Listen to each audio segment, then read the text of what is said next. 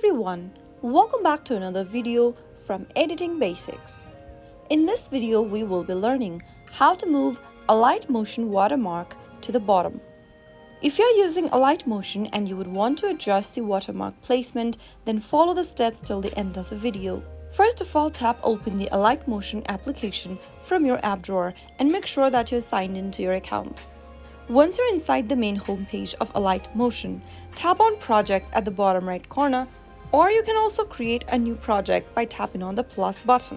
From the project list, select a project open, and then you will be able to see the Alight Motion logo appearing on the screen.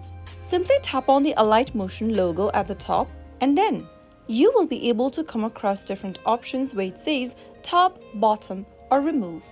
To place the Alight Motion watermark at the bottom of the screen, select the bottom menu.